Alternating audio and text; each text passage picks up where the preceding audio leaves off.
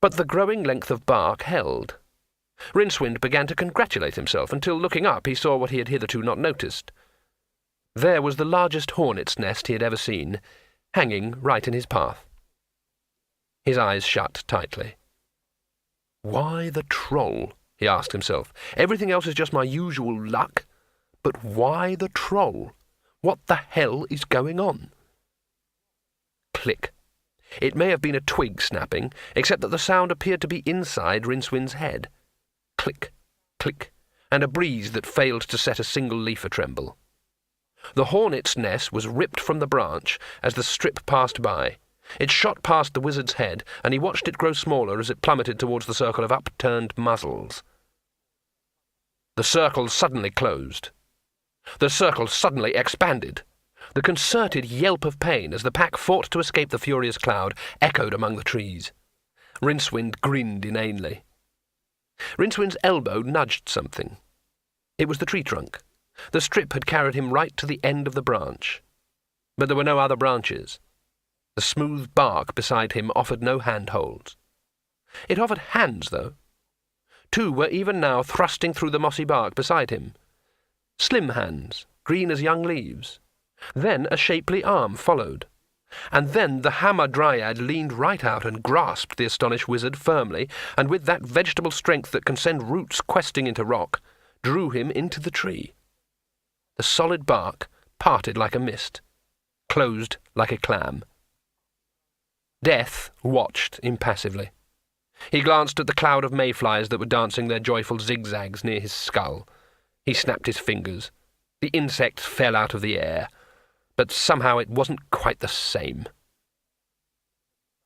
Blind Eeyore pushed his stack of chips across the table, glowered through such of his eyes that were currently in the room, and strode out. A few demigods tittered. At least Offler had taken the loss of a perfectly good troll with precise, if somewhat reptilian, grace.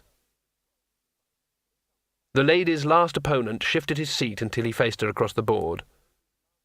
"Lord," she said politely. "Lady," he acknowledged. Their eyes met. He was a taciturn god. It was said that he had arrived in the Discworld after some terrible and mysterious incident in another eventuality. It is, of course, the privilege of gods to control their apparent outward form, even to other gods. The fate of the Discworld was currently a kindly man in late middle age, greying hair brushed neatly around the features that a maiden would confidently proffer a glass of small beer to, should they appear at her back door. It was a face a kindly youth would gladly help over a stile. Except for his eyes, of course. No deity can disguise the manner and nature of his eyes.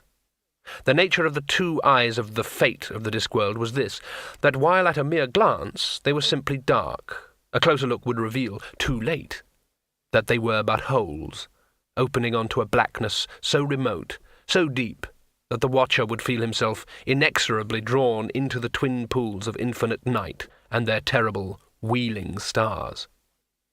The lady coughed politely and laid 21 white chips on the table.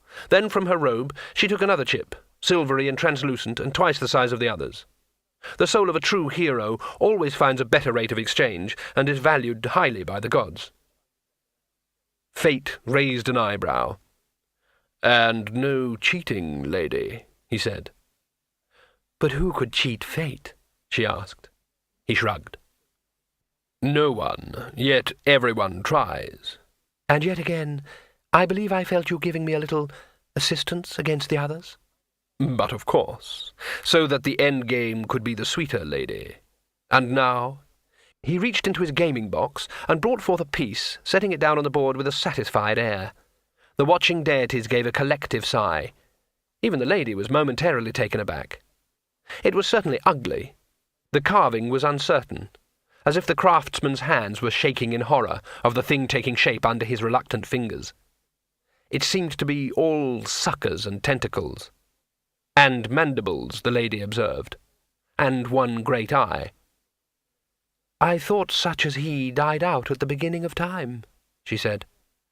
"Mayhap our necrotic friend was loath even to go near this one," laughed Fate. He was enjoying himself. "It should never have been spawned." "Nevertheless," said Fate gnomically. He scooped the dice into their unusual box, and then glanced